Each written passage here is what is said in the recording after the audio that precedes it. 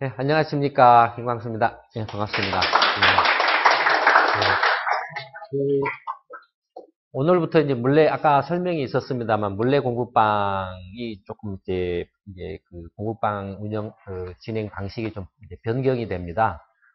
지금까지는, 판도라 TV를 이제 그 중심으로 해서 그 동영상 강연을 해왔는데, 오늘부터는 이제 그 물레 공부방도 다른 여느 공부방과 마찬가지로 공부방 형식으로 진행을 합니다. 그래서 이제 처음에 발제를 하고 그다음에 질의응답과 이제 거기에 대한 저희 이제 그 설명, 뭐 간단한 설명 정도로 이렇게 진행을 하게 됩니다. 오늘은 이제 그 발제를 우리 수석님께서 잘 해주셨는데 이제 2주 전에 저희 연구소에서 이제 발표한 이제 경제 시평의 내용이죠. 최근에 그 엔화 약세 원인과 전망이라는 이제 주제로 경제 시평을 발표를 했는데요.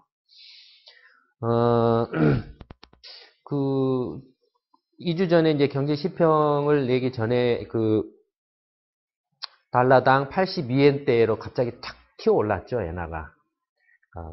순식간에 아주 짧은 기간 동안에 한 78엔대 뭐 이런 정도에서 82엔대로 이렇게 4엔 정도가 탁 튀었죠. 그때만 해도 이제 일본 정부나 일본 업계나 일본 쪽에서는 이제 적어도 달러당 82엔 정도는 유지를 해야 된다. 이 정도 수준이면 그나마 지금 현재 상태에서는 한숨 돌릴 수 있는 수준이다. 라는 이제 그런 이제 견해들이 상당히 이제 지배적이었던 것 같습니다. 근데 2주 전에 저희 경제 시평이 나가고 경제 시평 결론 부분에서 이제 엔화가 약세를 보이는 원인에 대해서 설명을 하고 결론 부분에서 한 78엔 정도에서 한 83엔 정도까지 엔화가 움직일 가능성이 이렇게 있다. 그래서 뭐 83엔 정도, 78엔에서 83엔 정도를 이제 범위로 해서 움직일 거다 했더니 뭐 그걸 본 것 같아요. 일본 쪽이. 순식간에 그냥 그 시평이 나간 직후로 그냥 84엔, 한때 84엔까지 툭 치고 갔다가 그 후로 83엔에 머물러 있어요. 83엔에.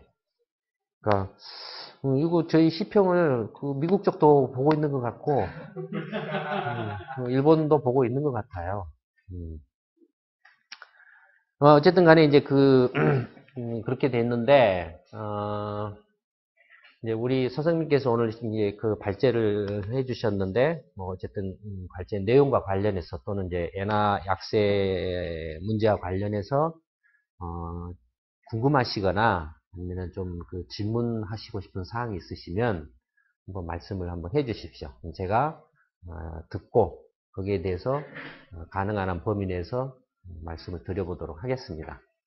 이제 항상 이렇게 하지만 실제로 질문에 대해서 이렇게 제가 대답을 해주는 그 비율이 절반을 넘으면 잘하는 것 같더라고요.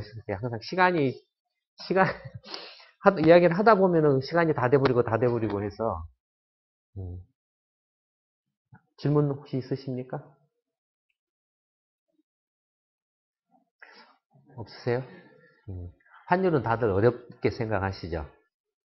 그렇죠? 음, 예, 우리가 약세 발표되는 것은 어렵지만 의료주기 적자에 의한 그거는 아닐 겁니다. 네, 최근에 약세가 결국 위해서 여러 가지 이유가 있겠지만 글로벌 시장의 위험 자산이 폭등한 게原因 아니겠나. 음, 글로벌 시장의 위험자산이 폭증했다라고 하시는 말씀은 어떤 위험자산이? 부의 공개를 가진다고 생각하거든요. 네. 엔이나 달러가. 음, 음, 그런 의미에서 또 보면은 과거에 N 강세가 갔을 때는 N 캐리 필드 자금이 청산되었을 때 N 강세 피다가 지금 엔화 약세는 다시 N 캐리 트레이드가 시작된 게 아니냐. 아, 그래서 나중에 음, 지금처럼 미국이나 글로벌 시장, 유럽 시장, 미국 시장이 순환한다면 네. 얘는 한동안은 약세를 음, 유지할 것이고 음, 이게 아니고 뭐 하반기나 다시 음, 삐끗거리면은 음, 다시 과거처럼 음, 해나가가 강세로 가지 않는다. 음, 지금은 해나가 강세다, 약세다 음, 또 중요하지만은 음, 글로벌 시장, 미국 시장, 유럽 시장이 음, 수당할 것인가 한 번 더 기대를 끌 것인가 네, 그 결과에 따라서 엔화는 네, 정해질 것이다. 네, 예. 그러니까 우리 이제 말씀하신 내용은, 지금 일본의 엔화가 약세를 보이는 원인이, 일본 뭐 그 내부적인 요인보다는, 이제 미국이나 유럽과 같은 좀 그 이른바 이제 그 글로벌 시장의 그 요인에 의해서 상대적으로 이렇게 반응을 하고 있는 거 아닌가. 그래서 미국이나 유럽의 그 사정이 계속 호조를 보인다라면 엔화가 뭐 지금이나 아니면 지금보다 좀 더 약세를 보일 가능성이 있지만, 과연 미국이나 유럽의 그 사정들이 지금처럼 이렇게 계속 순항을 할 거냐, 거기에 대해서는 조금 장담을 하기가 어렵다. 그러니까 아직도 그 엔화 약세가 지속될지는 확언할 수 없다. 뭐 이제 그런 취지의 말씀이신 것 같네요. 또 사업을 하시는 분이라서 큰 틀에서 어렵게 말씀하시네요. 좋습니다. 또 뭐 없으세요? 아까 손 돌려다가 말. 네, 좋습니다. 환율은 사실 이른바 이제 그 전문가라고 하시는 분들도 많이 헷갈리는 분이죠. 그리고 굉장히 그 초단기로 막 변동이 심한 영역이기 때문에 쉽게 뭐랄까 예측이라 할까요? 어떤 전망이랄까 이런 거 하기도 굉장히 어려운 분야입니다. 이제 그럼에도 불구하고 뭐, 환율이라는 게, 실제로 이제 사업하시는 분들이나 일반 개인들, 특히 이제 지금 그 자식들 해외 유학 보내신 부모들은 지금 피 보고 있죠. 금융위기 전에는 저거 900, 한 2, 30원에 1달러였는데, 저게 지금 1100원을 넘어가고 있으니까, 장난이 아니죠.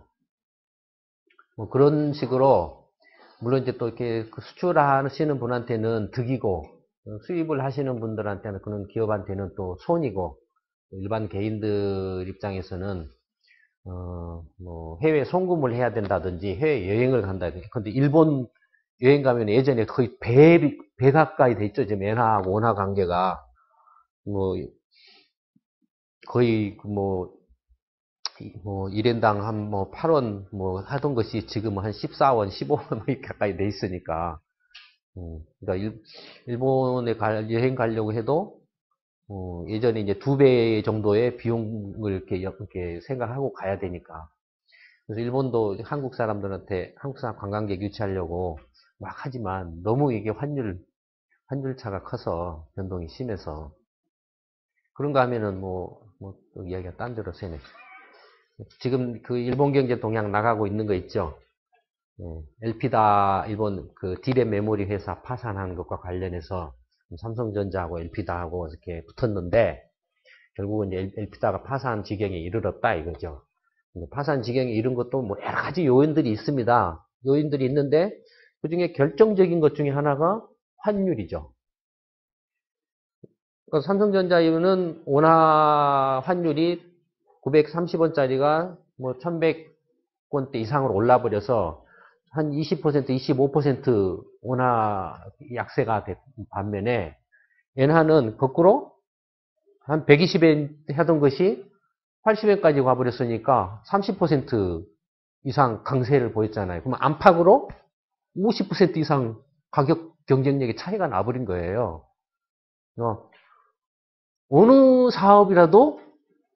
어느 사업이라도 그 정도 가격 차이가 나버리면은 경쟁을 못하죠.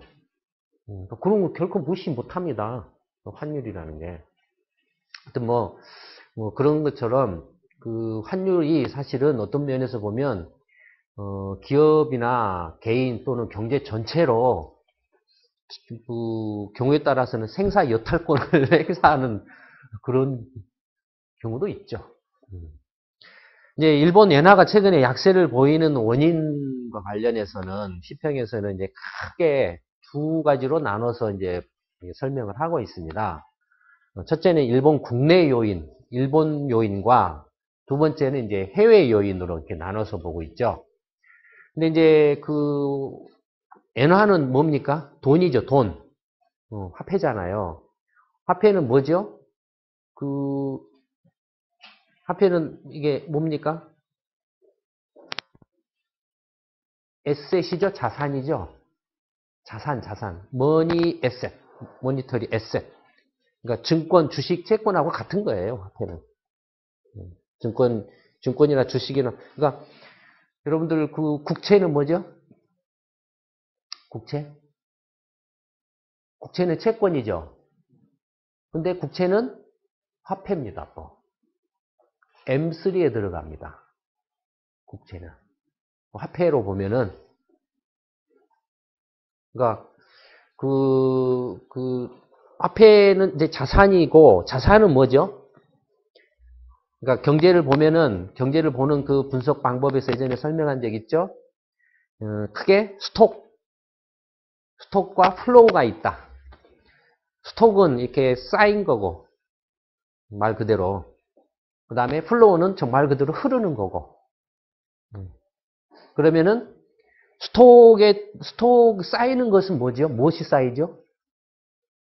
재산이 쌓이잖아요, 재산이. 재산은 뭐죠? 돈이죠, 돈. 그러니까 돈은 스톡이에요, 스톡. 화폐 스톡이에요. 화폐 에셋.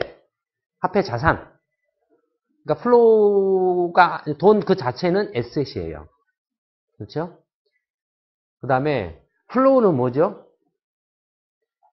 경제 활동이죠, 활동.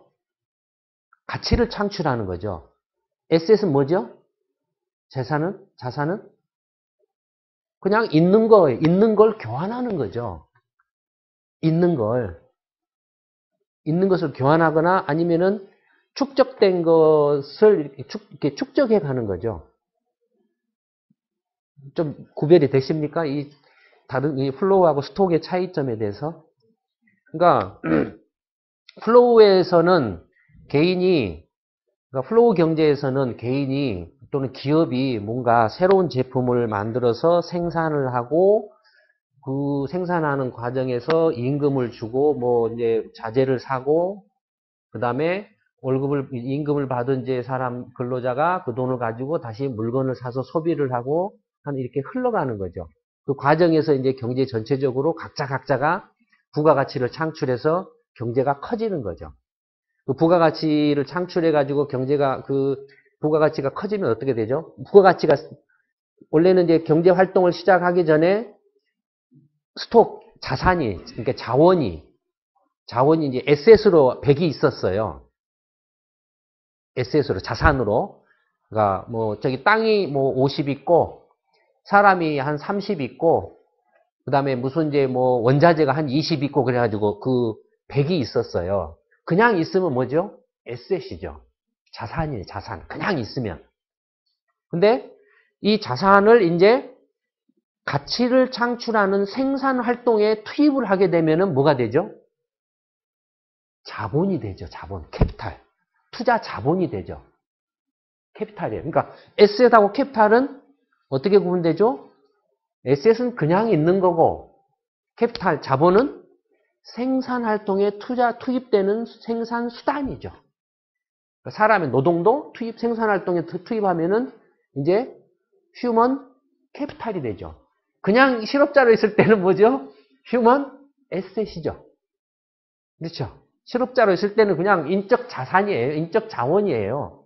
근데 이게 사람이 취직한다든지 무슨 사업을 한다든지 이렇게 해서 뭔가 가치를 창출하는 곳에 투입을 하게 되는 순간부터는 휴먼 캐피탈, 인적 자본이 되죠.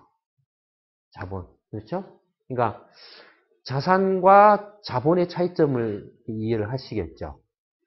네. 이렇게 이제 그 초기에 자산이 100이 있었는데 그렇게 이걸 이제 생산 활동에 투입을 하면은 이 자산이 이제 캐피탈화돼요. 그러니까 자본화돼요. 자본화되면은 어떻게 되죠? 생산 활동은 뭐 때문에 하는 거죠? 100을 그대로 100으로 유지하기 위해서 하나요? 아니죠. 생산 활동은 가치를 창출하는 거라 그랬잖아요. 가치를 창출하면은 증식이 되죠. 가치가 창출되니까 가치가 창출된 만큼 증식이 되죠. 100을 투입을 했는데 110, 120으로 이렇게 늘어난다 이거죠. 그렇죠. 가치가.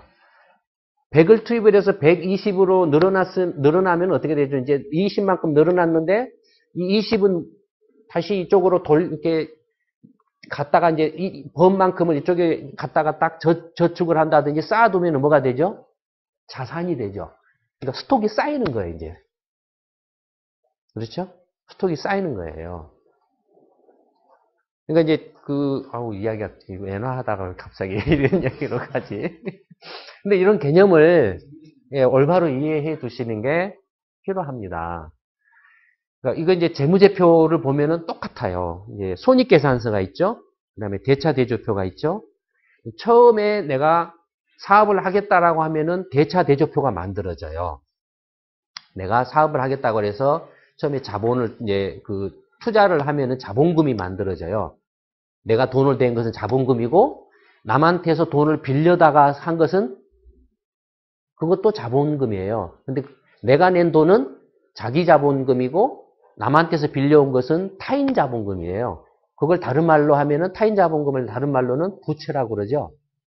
그러니까 처음 사업을 그냥 이제 자산이 있던 것을 이제 투입을 해서 하면은 자본이 돼요. 자본이. 대차 대조표에 이제 오른쪽에 이제 자본으로 잡혀요. 자본으로 잡히면 이 돈을 이제 그 자본을 가지고 내가 사업에 필요한 사람을 고용하고 또 물건도 사고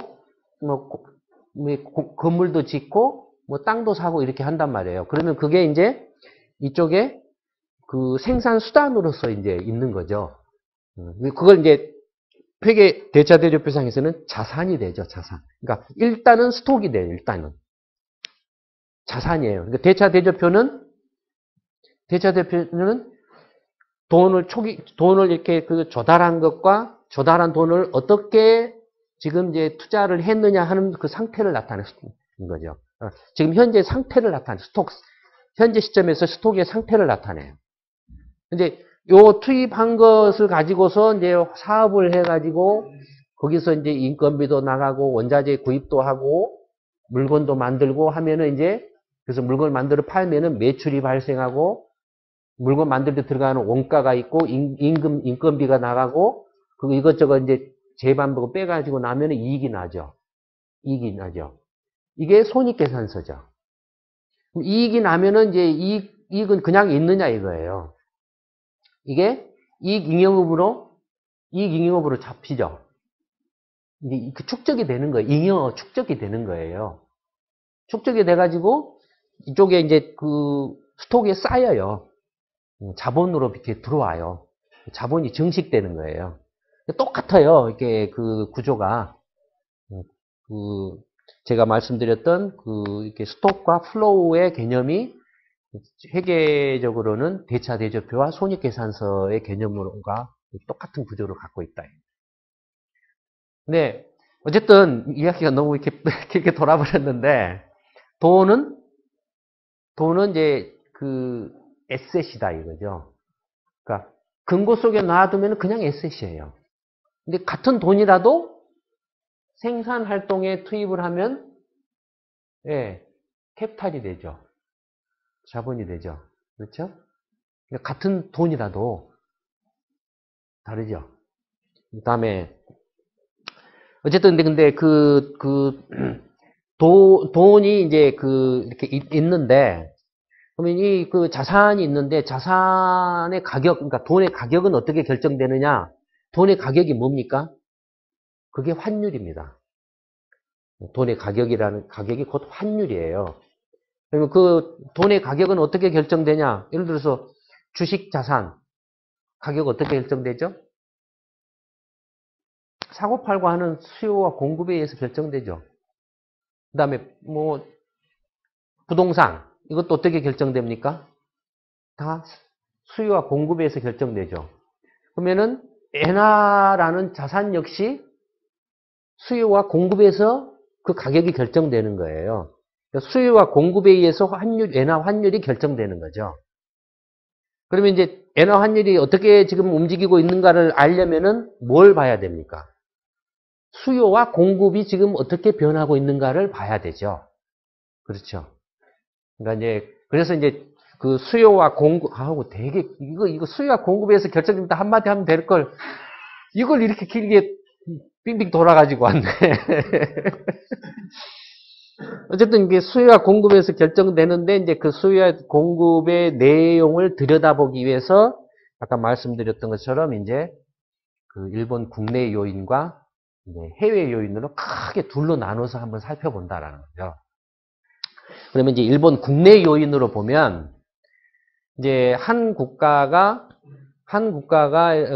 일본 사람들끼리 엔화를 주고받는 것은 관계가 없죠. 왜냐 지금 환율이라는 것은 그 화폐의 대외적 가격을 말하죠. 국내적 가격이 아니라 화폐의 국내적 가격은 뭐지요? 네? 네? 이자. 네. 이자. 또 이자. 맞습니다. 화폐의 가격은 이자입니다. 또 다른 말로 표현하면 네? 이자 금리예요. 조금 그렇고요. 구매력이죠. 금리는 화폐의 시간 가치죠. 그렇죠. 지금 화폐 100을 가지고 있을 때 1년 후에 이 화폐의 시간 가치죠. 금리는. 그렇죠? 구매력은 뭐죠? 종이 돈으로서의 그 화폐는 종이에 불과하죠. 종이가 아니라 요즘에는 그냥 숫자에 불과하죠. 숫자에 불과하죠. 그러나 이 화폐가 갖는 의미는 뭐죠? 실물, 가치에 대한 청구권이죠. 그렇죠. 이걸 주면은 서비스를 받는 뒤 물건을 준다 이거죠. 내가 원하는 물건을 준다 이거죠. 내가 원하는 서비스를 준다, 교환을 해준다 이거죠. 그러니까 화폐의 가치는 구매력이죠. 실질 구매력이죠. 실물 구매력. 그렇죠? 그 다음에 또 다른 말로 표현하면은 그러니까 금리도 화폐의 가격을 표현하는 거고 시간 가치를 표현하는 거고 구매력은 화폐의 교환 가치를 표현하는 거고 또 다른 것은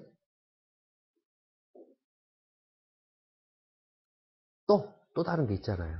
물가가 있죠. 같은 말인데 구매력이라는 말하고 같은 말인데 인플레도 사실은 화폐의 가치를 표현하는 말이죠. 이건 인플레는 다른 말로 하면은 화폐의 뭐라 할까요?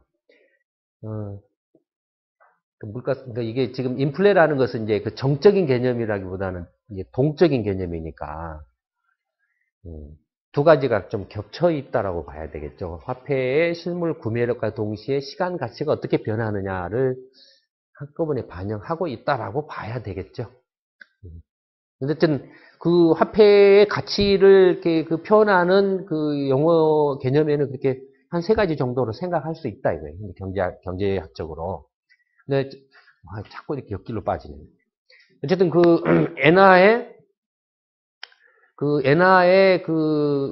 수급에 영향을 미치는 요인을 이렇게 보면 이제 일본 국내적으로는 아까 말씀드렸던 화폐의 어떤 구매력이나 금리나 어떤 인플레나 이런 것들로 표현이 되지만 엔화의 대외적 가치는 환율이다 이거죠.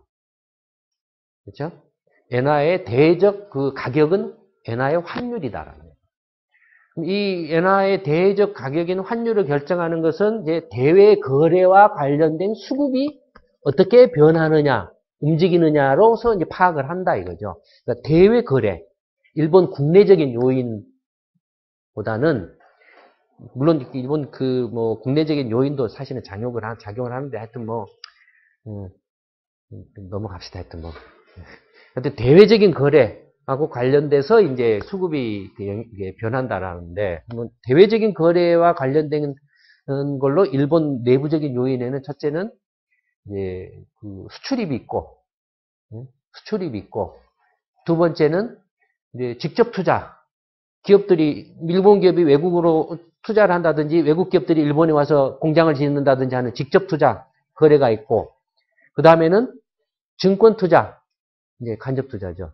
그러니까 일본 뭐 금융기관들이나 개인들이 해외에 가서 뭐 증권이나 주식이나 채권을 산다든지 금을 산다든지 하는 뭐 이런 것들이 있고 반대로 외국인들이 일본에 와서 일본의 주식이나 채권이나 이런 일본의 증권들을 사는 증권 거래가 있죠. 그렇죠. 그 다음에 하나를 더 보태자면은 정책이라는 요소가 있죠. 이런 대외 거래에 영향을 미치는 정책이라는 요소가 있죠. 그러니까 일본 정부나 일본 은행이 대외 거래의 엔화의 어떤 가격에 영향을 미치는 정책이 어떻게 변하고 있느냐도 엔화 가격에 영향을 미치잖아요.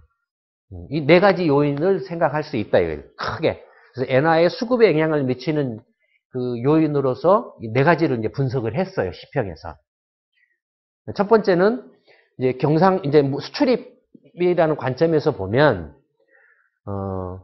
2008년 금융위기 나기 전까지는 굉장히 그 흑자를 많이 내다가 2008년 말에 금융위기가 나고 나서 일시적으로 적자를 다 기록을 했죠.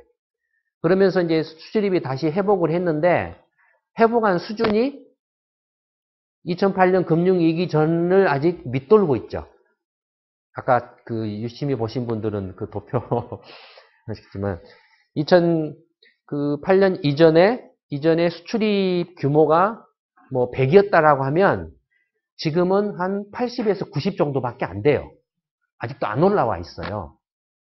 그런데다가 뭐 그 작년 봄에 이제 동일본 대지진이 있었고 그다음에 작년 또 가을에 태국에 대홍수가 있었죠. 이런 것들이 일본 수출에 굉장히 큰 그 타격을 줬어요. 그래서 그 타격으로 인해서 작년 후반부터 일본이 이제 그 수출이 줄고 일본이 이제 막 지진으로 피해가 발생했으니까 복구를 해야 되잖아요. 그럼 막 자재나 약품이든 뭐든 막 이런 걸 수입을 해야 될 거 아닙니까? 한편으로는 수입이 팍 늘고, 그다음에 돌아가던 공장이 이게 지진으로 파괴가 됐으니까 또 전력에 문제가 생겨가지고, 그다음에 부품 조달이 잘 안 돼가지고 자동차 같은 것들 그렇잖아요. 그래서 수출이 팍 줄었어요. 그다음에 태국에서 홍수가 나가지고 태국에서 이렇게 들어와야 될 부품들이 제대로 안 들어와가지고 또 수출이 좀 줄었다라는 거예요. 그런 것들이 작용을 해서 이제 그 상품 수지 적자가 나는 거예요. 작년 후반부터 적자가 났어요. 근데 그러면 이제 이런 것이 적자가 나면 어떻게 되죠? 적자가 났다라는 것은 일본이 엔화 약세 요인이죠. 적자가 난 것은 왜냐하면 수급면에서 수출을 100을 했는데 수입을 120을 한다라고 하면 달러로 100을 벌어왔는데 120의 달러를 줘야 되잖아요. 그러면 이 달러가 20이 모자라잖아요. 20이 모자라면 모자란 만큼 이제 N의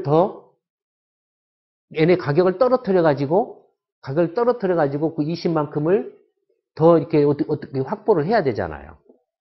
그죠? 그러니까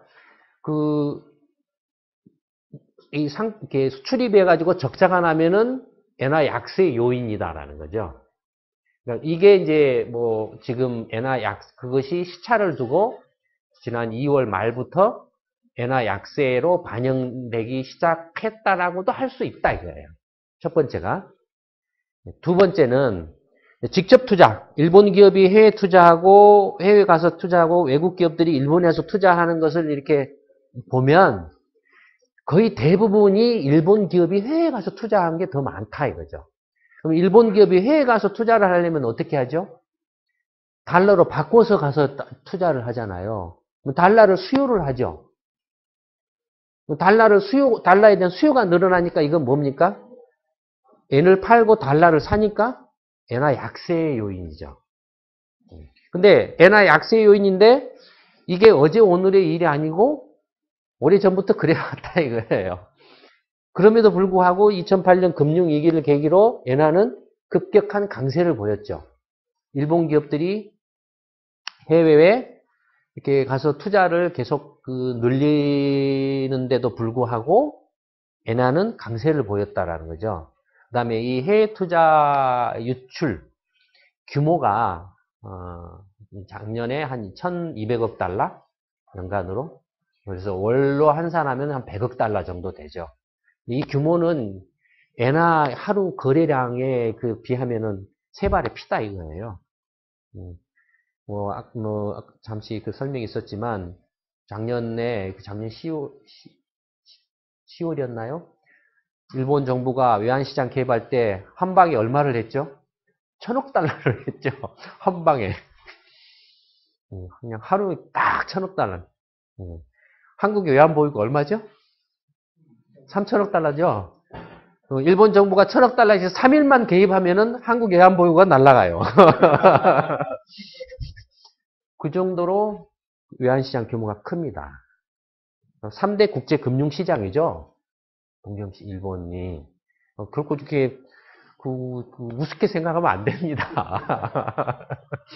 너무 지금 가끔 가다 보면은 일본을 우습게 하는 경향이 있는 사람, 저희 포럼이나 이렇게 보면은 뭐 이렇게 우습게 하는 경향이 있는데 정말 그건 일본 모르는 소리예요.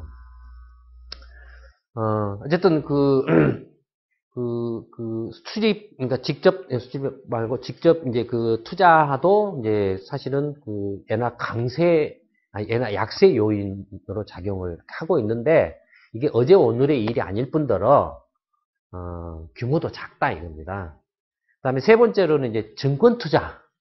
일본 사람이 미국 주식이나 채권 사고, 미국 그 사람이 일본에 와서 일본 주식 채권 사고 하는 증권 투자.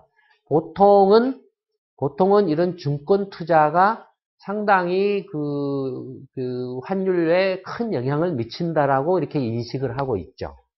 보통은. 근데 이제 증권 투자를 보면 외국인이 일본에 증권 투자한 것은 2008년 금융위기 전에는 압도적으로 많았어요. 많았다가 2008년 금융위기에서 이렇게 급감을 해버렸어요. 쭉 감소해가지고 이렇게 안 늘어나다가 이제 작년 2011년에 약간 늘어나는 그런 모습을 보이고 있거든요. 외국인이 일본에 와서 증권 투자를 많이 하면 할수록 어떻게 됩니까? 달러를 들고 와가지고 엔화로 바꾸죠. 달러를 들고 온다라는 것은 달러를 많이 공급한다라는 거죠. 달러를 많이 공급하고 그 다음에 엔화를 바꾼다는 것은 엔화를 많이 산다. 그래야 일본 주식도 사고 채권도 살 거 아니에요, 엔화로. 엔화를 산다, 엔화를 수요한다라는 거죠. 수요가 늘어나고 달러는 공급이 늘어난다라는 거죠.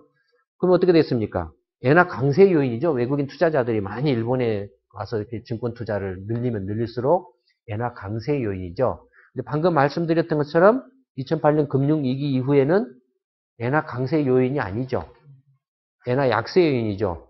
외국인들이 일본에 투자했던 걸 자기들 발등에 떨어져서 불이 더 급하니까 그거 끌려고 팔아가지고 다시 들고 나간 거예요. 들고 나간 거예요. 그런가 하면은 또 거꾸로 일본 사람들은 거꾸로 외국 미국이든 유럽이든 위기가 발생하니까 뭐 일본 사람이라면 일본 사람 속에는 누가 들어있죠? 일본 정부도 들어있어요.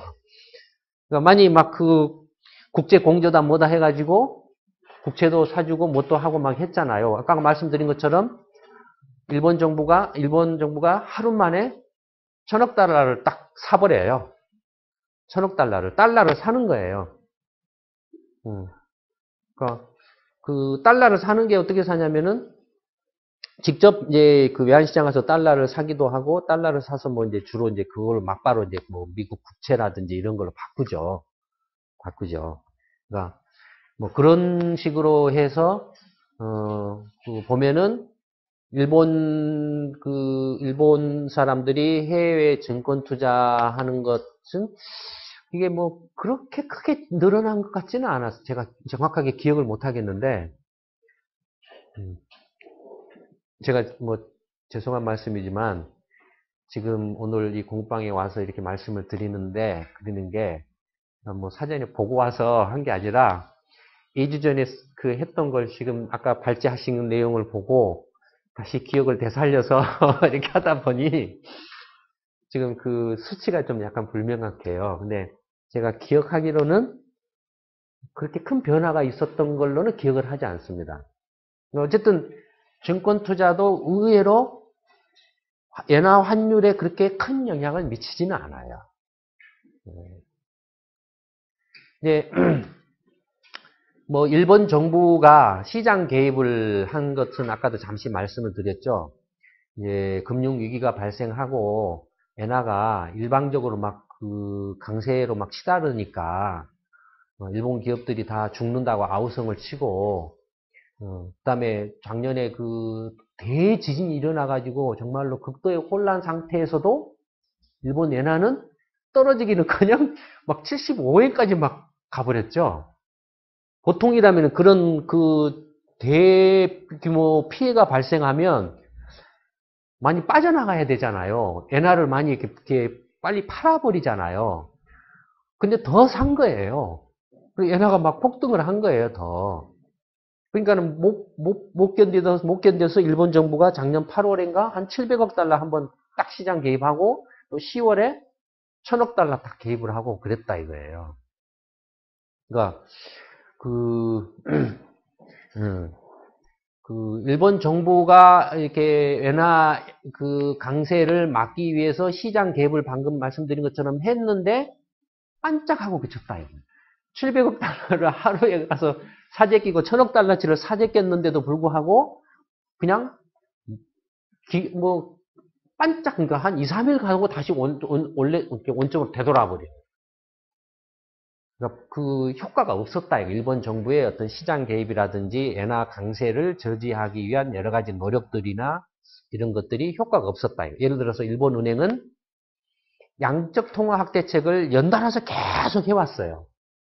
연달아서 금융위기 이후에도 그래서 계속 해왔는데 막 양적 통화 확대책을 연달아서 했다라는 건 뭔 말하죠? 엔의 화폐 자산으로서의 엔화를 막 늘렸다라는 거죠. 그렇죠. 엔화를 막 찍어냈다라는 거죠. 찍어냈다라면 어떻게 되죠? 이 엔화의 구매력이 떨어지죠. 교환비율이 떨어지죠.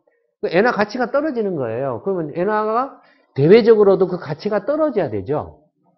근데 일본은행이 계속 그렇게 찍어냈는데도 불구하고 안 떨어지다가 지난 2월 달에 55조엔에서 65조엔으로 10조엔을 더 이렇게 늘리는 화폐량을 늘리는 이제 양적 통화 확대책을 시행을 했죠. 그게 이제 그 조금 맞물렸어요. 타이밍적으로 엔화가 이제 갑자기 약세로 팍 이렇게 돌아서는 그 시점하고 조금 맞물리는데 저는 그게 우연의 일치라고 생각을 합니다. 근데 어쨌든 맞물렸습니다. 뭐 그런 것들이 이제 뭐 어쨌든 간에 엔화 약세의 하나의 원인이 될 수도 있다. 그러나 전체적으로 봤을 때 일본 국내 요인, 이 네 가지 요인, 수출입 요인, 그다음에 직접 투자 요인, 그다음에 증권 투자 요인, 일본 정부나 등의 정책 요인, 이 네 가지 요인들을 종합적으로 이렇게 감안해서 봤을 때 이 네 가지 요인이 일본 그 지난 2월 이후에 엔화가 급격하게 이렇게 약세를 보인 그 현상을 설명하기는 좀 부족하다라는 거죠. 설명력이 좀 떨어진다라는 거죠.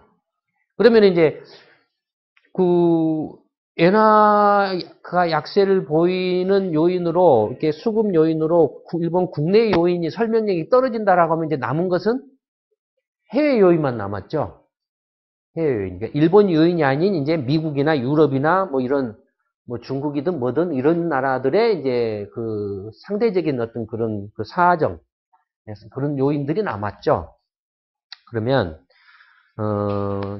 지난 이제 그 2월 달을 전후로 해서 그러면 해외에서 어떤 상황이 벌어졌는가를 먼저 볼 필요가 있죠. 크게는 뭐 다들 이제 그 아시는 것처럼 아시겠지만 사실 작년 8월에 무슨 일이 있었죠?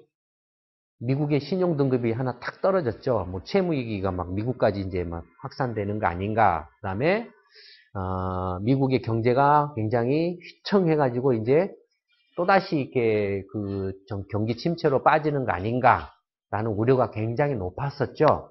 그래서 FRB가 막 또 이게 양적 통화 확대책을 막 하려고 막 했었죠. 그래서 한 게 뭐였죠? 트위스트 오퍼레이션이라고 이제 단기 국채를 팔고 장기 국채를 막 사는 식으로 해서 장기 금리를 막 떨어뜨리려고 했죠.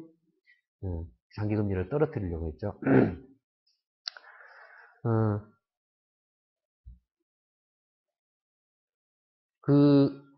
그러니까 그랬는데 어떻게 됐죠? 작년 후반부터, 작년 연말부터 미국 경제가 당초에 우려했던 것하고는 약간 다르게 예, 그 미국의 그 취업자 수가 이렇게 늘어나고 그래서 고용이 늘어나고 조금 어, 성장 경제가 침체할 것이라는 우려와는 달리 성장 경제가 상대적으로 조금 더 기대했던 것과는 달리 비교적 그 양호한 성장을 이렇게 보이더라 이겁니다. 보이는 것 같더라 이겁니다.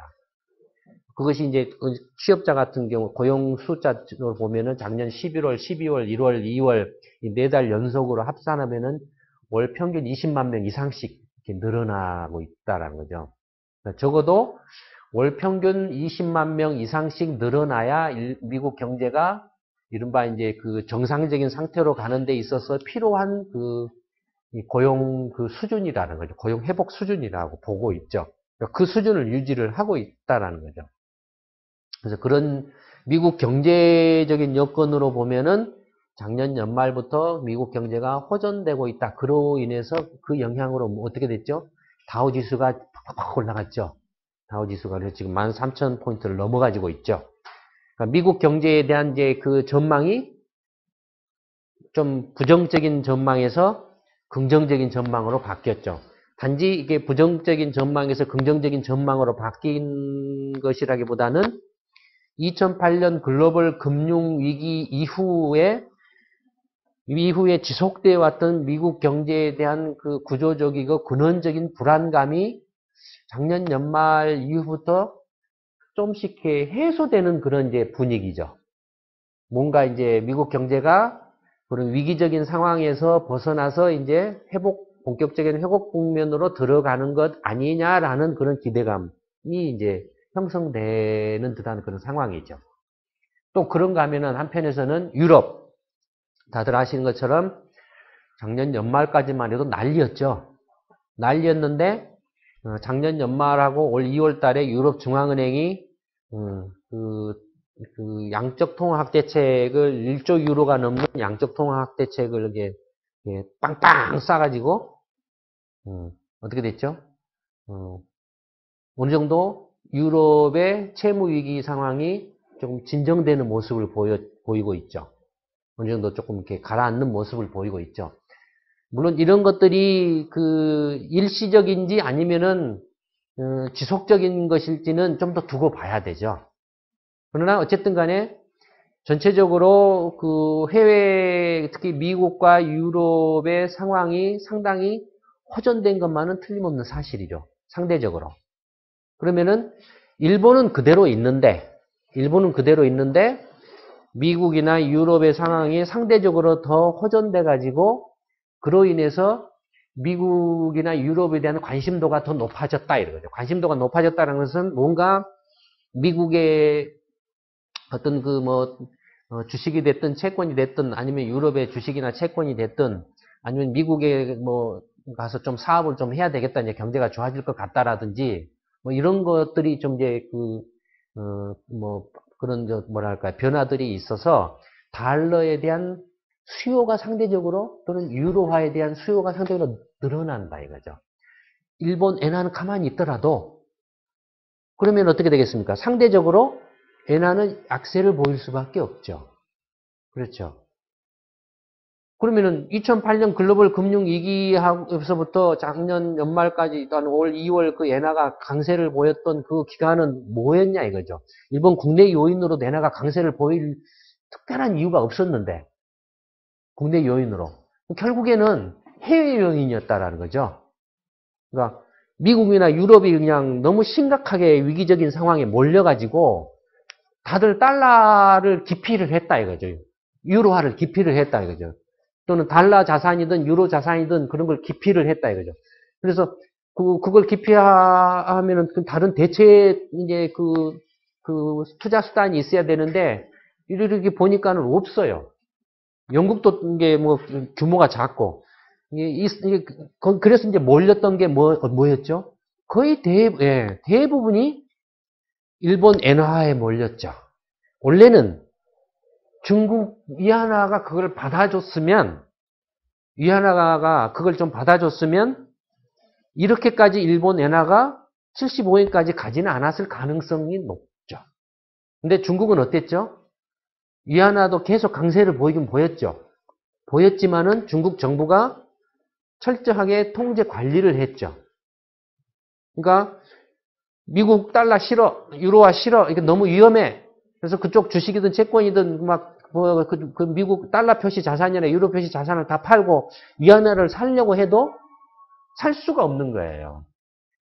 못 사게 법으로 금지해라 막아버렸기 때문에. 그러니까 결국에는 갈 수 있는 데라고는 엔화밖에 없었죠. 일본밖에 없었죠. 그 외에 이른바 이제 자원국가, 그 다음에 말씀하셨던 스위스 같은데. 근데 스위스는 저게 너무 코딱지만 해요. 택도 없어요. 그 다음에 호주, 캐나다, 브라질 이런 데도 아직 코딱지만 해요. 규모가. 그러니까 굉장히 올랐어요. 그런데도 캐나다 같은 경우는 거의 뭐 미 달러화에 대해서 캐나다 달러가 금융위기 전에 한 2달러, 2대 1이었어요. 그러니까 미국 1달러에 대해서 캐나다 2달러였거든요. 그게 거의는 지금 1대 1로 와버렸어요. 호주도 굉장한 강세를 보였죠. 브라질 레어라도 마찬가지고. 그러니까 근데 규모가 워낙 작고 그 엄청난 그 미국이나 유럽의 그 금융시장에서 떠도는 그런 유동 자금들을 흡수해 줄 수 있는 데는 일본 정도밖에 없죠. 그래서 2008년 금융위기가 나서 미국하고 유럽의 상황이 악화되니까 그 자금들이 중국으로 가려고 해도 중국이 안 받아주니까 못 가고 결국에는 일본으로 집중됐죠. 일본으로 집중돼서 엔화가 굉장한 강세를 이렇게 보였는데 그것이 이제 작년 연말 이후부터 미국 경제하고 유럽의 채무위기 상황이 호전되기 시작하면서 그 압력이 줄어들었고 그 압력이 줄어든 것이 이제 그 시장에서 인식된 게 이제 2월 말부터 인식이 돼서 이제 본격적으로 뭔가 미국 경제가 어쨌든 간에 뭔가 조금 위기적인 상황은 다시 이렇게 심각한 위기적인 상황은 조금 뭐 휘청거리거나 한다고 해도 그런 상황은 일어날 가능성이 좀 적을 것 같다. 또 유럽도 뭐 작년 후반처럼 막 프랑스까지 위기가 파급될 정도로 뭐 그런 상황은 이제 어느 정도 조금 일어날 가능성이 적지 않느냐라는 그런 이제 인식들이 이렇게 조금 이제 확산되면서 상대적으로 달러 강세, 유로화 강세 그런 현상이 나타나서 엔화가 상대적으로 급격하게 약세를 보이는 것 아니냐라는 거죠. 다만 이것이 이제 지금 달러당 82엔이나 3엔대에서 지금 이제 횡보를 하고 있거든요. 횡보를 하고 있는 것은 이미 이제 또 다른 걸 이제 설명을 해보면 지금 급격하게 이렇게 약세 또는 거꾸로 달러화가 강세를 보이고 유로화가 상대적으로 강세를 보이는 것에 대해서 부담을 느낀다라는 거죠. 부담을 느끼고 있다라는 거죠. 다우지수가 13,000포인트를 넘어가, 그러니까 다우지수를 봐도 우리 시평을 보고 있는 것 같아요. 움직이는 걸 보면. 우리 연초에 이제 미국의 그 주가가 보통 세 번째 거품이 형성되고 있다라고 이렇게 평균의 원리 이야기하면서 지적했죠. 그러니까 그 시평 나가고 나니까 한동안 그냥 꼼짝을 못하고 그냥 이렇게 주춤하고 있다가 이제 고용 통계 나오고 경기 좋아진다 막 여러분들 잘 모르시지만 작년 12월부터 올 1월, 2월까지 일본 경제신문, 영국 파이낸셜 타임즈, 미국 월스트리트 저널들이 발광을 했습니다. 기사들을 보면 주가 띄우려고. 주가 막 올라가야 된다, 오를 거다, 올라간다, 사야 된다, 타이밍이다. 또 누가 떠들었죠? 워렌 버핏이나 소로스나 이런 사람들이 떠들었죠. 지금 이제 나는 IBM 주식이 눈에 들어오더라. 나는 금은 아니라고 생각한다. 그 전까지 어떻게 됐죠? 다 금이 엄청나게 올랐죠. 주식이다 나는. 주식, 나 부동산이다. 이런 식으로. 그러니까 그런 것들이 또 한몫 알게 모르게 했지 않나라는 그런 느낌. 그러니까 예전에 없이 그런 기사들이 굉장히 많이 나왔어요. 저희들은 이제 매일 그런 외신 기사들을 다 체크를 하니까. 매일 다 보니까. 그러니까 그런 것들이 이렇게 했는데, 그래서 이제 뭐라고 말하고 있죠? 또 지금의 이제 이런 그 미국의 주가나 이렇게 증시 가격이 주가들 올라가는 걸 지금 무슨 장세라고 말하고 있죠? 예. 유동성 장세라고 말하고 있죠? 유동성 장세라는 것은 무슨 다른 말로 거품 장세라는 거죠? 주식이라는 건, 주식의 가치는 뭐죠? 펀더멘털 밸류. 가치 투자라고 하잖아요. 근데 돈이 많아가지고 주가 올라간다는 이야기잖아요. 유동성 장세라는 것은. 돈을 많이 찍어가지고, 양적 통화 확대 체크해가지고, 돈이 넘쳐나서 어디 갈 데는 없고, 그러니까, 에라 모르겠다, 주식이나 사자. 그랬다는 소리 아니에요? 그렇잖아요. 그 유동성 장세라는 게 거품이라는 이야기죠. 다른 말로 표현하면 거품 장세라는 거죠. 실제로 그런 거품이라는 것이 이미 아까 말씀드렸던 연초에 그 자산 그 가격 버블과 무슨 평균의 원리에서 그 시평에서 이렇게 설명했던 것처럼. 근데 이제 지금 계속 지금 캥기는 것 같아, 느낌에. 13,000포인트가 팍 뛰었는데, 찝찝해, 계속 지금 느낌에. 찝찝한 그런 느낌을 계속 갖고 있는 것 같아요. 그러니까 지금 이게 지금 이제 당분간은 이게 지금 지금 현재 상태에서 좀 횡보할 가능성. 그러니까 지금 다우지수도 13,000포인트 직전 수준에서 상당 기간 동안 좀 횡보하다가 지금 200-300포인트 올라서 이제 13,000포인트를 넘어갔잖아요. 그러니까 일종의 이제 심리적인 선이죠.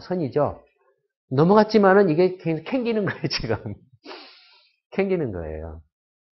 실제로 미국 그 다우지수가 올라가는 요인들을 이렇게 살펴보면은 미국 기업들이 그 자사주 매입을 엄청나게 했죠.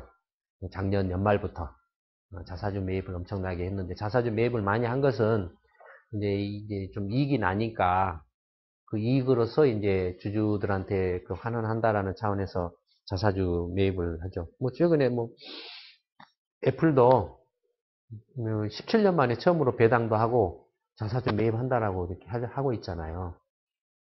그러니까 기업들이 이익을 많이 내면은 그냥 배당을 주든지 아니면 그 돈 가지고 다시 새로 투자를 해서 하든지 하지 않고, 지금 이 정도 벌었는데 이거 그냥 다시 좀 주주들한테 투자하신 분들한테 이익으로 돌려드리겠습니다 하고 준다 이거죠. 그래서 이제 그걸로 주가가 올라가는 그런 부분인데. 하여튼 그러니까 전체적인 지금 이제 그 엔화 약세를 관련돼서 이렇게 지금 움직이고 있는 일본 국내적 그 경제 상황과 해외의 경제 상황의 구조가 대충 이런 구조다라는 거죠. 그래서 엔화 약세가 지금 그 일어나고 있는 대강의 어떤 그 배경이라 할까 원인과 그런 이런 구조이기 때문에 앞으로 엔화가 어떻게 될 것이다라는 게 어느 정도 이제 감이 좀 잡히시죠. 그러니까 앞으로 엔화가 어떻게 될 것인가는 이제 미국이나 유럽의 이제 경제가 지금 작년 연말부터 최근에 이르기까지의 그 호조 아니면 회복하는 듯한 모습. 근데 유럽은 지금 회복되는 게 아니라 지금 마이너스 성장을 볼 가능성이 아주 높죠. 그 다음에 미국도 이제 그 지난주 시평 이번 주인가요? 지난주인가요? 이번 주인가요? 이번 주 시평에서도 설명을 했듯이 물론 고용은 늘어나고 있지만 가계 부문의 소득을 보면 실제로는 가계 부분의 소득은 안 늘어나고 있죠. 실제로는 화폐적 착시 현상이 일어나고 있죠. 그러니까 미국 가계의 명목 소득은 이제 이렇게 늘어나고 있어요. 근데 실질 소득은 그 거의 금융 위기 전 수준에 머물러 있거나 못 미치고 있죠. 또 2008년부터 최근에 이르기까지 추이를 보면은 명목 소득은 이렇게 늘어나고 실질 소득은 안 늘어나서 명목과 실질 간의 이 괴리가 벌어지고 있죠. 그렇죠. 그러니까 이건 뭘 말하죠? 그냥 인플레다 이거예요. 인플레다 이거예요. 실제로는 미국 국민들의 어떤 그 실질 소득이나 실질 소비 면에서는 증가하지 않았는데 돈이 너무 많이 풀려가지고 그 돈이 어떤 식으로든지 뭐 실업수당이 됐든지 뭐 의료보험이 됐든지 아니면은 노후 국민연금이 됐든지 뭐 어떤 형태로 해서 막 그 이전대가 들어갔다 이거예요. 미국 국민들한테 명목상으로 이전되어 들어갔다 이거예요. 너 가져. 너 받았어. 이렇게 들어갔다 이거예요. 아니면은 뭐 너 세금 내야 될 건 너 반만 내 당분간 이런 식으로. 그러니까 명목상으로는 소득이나 소비가 이렇게 늘어나고 있는 것처럼 보이지만 실질 소득이나 실질 소비면서는 여전히 금융위기 전 수준에 머물러 있거나 못 미치고 있다라는 거예요. 그러니까 실제 미국 국민들의 체감의 경기나 체감의 삶은 여전히 힘들다라는 거죠. 힘들다라는 거죠. 명목상으로는 이렇게 커지고 있지만. 그러니까 뭐 그런 것 있고 뭐 또 하나는 이제 그 채무 조정. 미국 가계 부분이 이제 그 금융 위기가 발생하고 난 후에 빚을 막 갚기 시작을 했거든요. 계속 갚아왔거든요. 미국 기업들도 빚을 갚았는데 미국 기업들은 2010년 이제 하반기부터 빚을 이제 어느 정도 채무를 조정을 하고 다시 이제 은행으로부터 이제 돈을 빌려서 투자를 하고 고용을 늘리는 식으로 이렇게 가고 있고 이어서 이제 미국 가계가 작년 3분기까지는 계속 빚을 갚다가 작년 4분기부터 이제 빚을 조금 이제 은행 빚을 내다가 이렇게 다시 소비를 늘리는 그런 모습을 보이고 있어요. 그러니까 미국 가계도 어느 정도 채무 조정이 일단락 된 거 아닌가라고 이렇게 보여지죠. 그러나 다만 이것이 채무 조정이 일단락 돼서 그런 건지 아니면 이제 더 이상 이렇게 좀 뭐 하니까 이제 막판에 몰려가지고 빚이라도 내서 더 버텨보자라고 하는 건지는 좀 두고 봐야 되고 어쨌든 그냥 모양으로는 가계 부분의 채무가 어느 정도 일단락 되는 모습을 보이고 있고 미국 금융기관들은 여전히 계속 빚을 줄이고 있죠. 채무 조정을 하고 있는 과정에 있는데 미국 금융기관들도 아마 올해 한으로는 거의 채무 조정이 완료되지 않을까 이렇게 전망이 되고 있죠. 그런 것들이 한편으로 보면은 미국 경제가 금융위기 전에 어떤 상태로 이렇게 이제 환원되는 그런 이제 조건들이 갖춰지고 있죠. 그러니까 다시 빚을 내서 소비를 늘려가지고 성장을 해가는 그런 별로 그 금융위기로 인해서 바뀌어진 게 별로 없는 거예요, 사실 구조는. 근데 어쨌든 그런 것들이